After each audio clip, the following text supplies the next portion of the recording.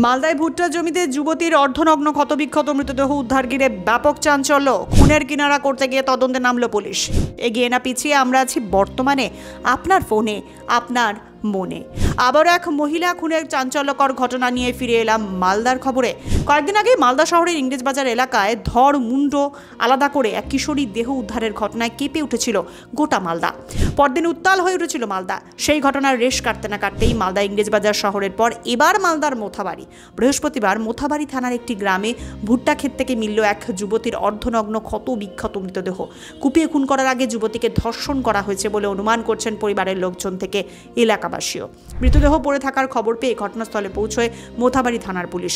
গত 31শে জানুয়ারি গভীর রাতে মালদা শহরে এক কিশোরী ধর মুন্ড আলাদা করা মৃতদেহ উদ্ধারের পর এই ঘটনায় আরও একবার মালদায় নারী সুরক্ষা নিয়ে প্রশ্ন উঠে গেল। এই যুবতীকে ধর্ষণ করে খুন করা হয়েছে কিনা তা জানতে ময়নাতদন্তের রিপোর্টের অপেক্ষায় পুলিশ প্রশাসন। জানা গিয়েছে ঘটনাস্থল থেকে মাত্র 200 মিটার দূরে ওই যুবতীর বাড়ি। বছর 25-এর ওই যুবতী বিবাহিত ছিলেন, তবে স্বামীর সঙ্গে থাকতেন না, থাকতেন নিজের বাবার বাড়িতেই। এদিন স্থানীয় কয়েকজন কৃষক ভুট্টার জমিতে এই যুবতীর মৃতদেহ পড়ে দেখার পরপরই তীব্র চাঞ্চল্য ছড়ায়। দ্রুত ছড়িয়ে পড়ে এই ঘটনা।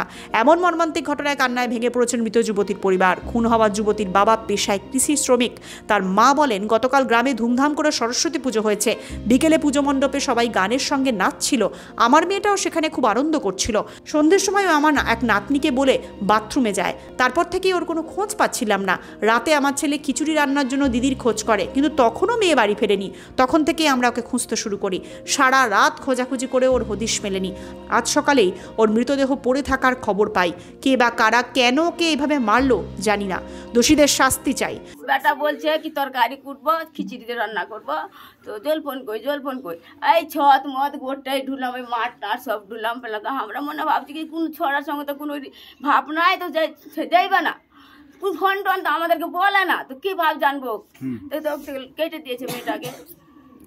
ওটা তো আমি ভাবতে পারছি না গো, কি বলবো। মেয়েটা তো খালি গেল নাচতে নাচতেই আউট হয়ে আলো।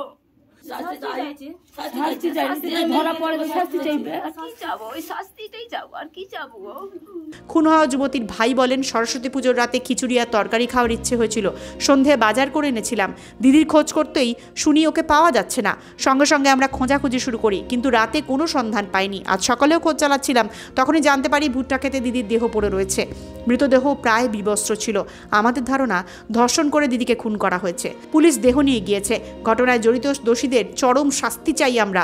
এখানে বক্স ছিল, বক্সে নাচতে ছিল, নাচাচ্ছে। তারপরে বাজার করে নিয়ে আসলাম আমি। বাজার করে নিয়ে এসে তারপরে সবজি বানাতে বলছিলাম আমার দিদিকে। তো বলছি কি হ্যাঁ সেটা আমার বুদিরাকে বলেছে, হ্যাঁ সেটা নিয়ে আসছি ওর বাড়ি থেকে। কার বাড়ি থেকে? সুমের বাড়ি থেকে। পার্সের বাড়ি? হ্যাঁ পার্সের বাড়ি, আমার বাড়ি পার্সে। আমার বাড়ি থেকে হাইসা আনতে গেছিলো। হাইসা আনতে যেয়ে তবে আমার একটা দাদার মেয়ে আছে, ও গেছিলো ওর সঙ্গে। তো ওর সঙ্গে যেয়ে তারপরে ওকে বলেছে কি তুই যা বেটি, আমি আসছি, এটুকুই। তারপরে মানে খোঁজাখুঁজি পাওয়া যাচ্ছে না। তখন থেকে ওর বাড়ি থেকে আর পাওয়া যাচ্ছে না? হ্যাঁ, ওর বাড়ি থেকে পাওয়া যাচ্ছে না। আমি চাইছি এটা মানে যে করেছে ওকে মানে উচিত সাজা হয়।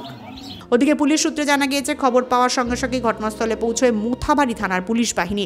দেহ উদ্ধার করে ময়নাতদন্তের জন্য মালদা মেডিকেল কলেজ হাসপাতালে পাঠানো হয়েছে। ময়নাতদন্তের রিপোর্ট পাওয়া গেলেই মৃত্যুর সঠিক কারণ জানা যাবে। আপাতত একটি অস্বাভাবিক মৃত্যুর মামলা রুজু করে তদন্ত শুরু হয়েছে।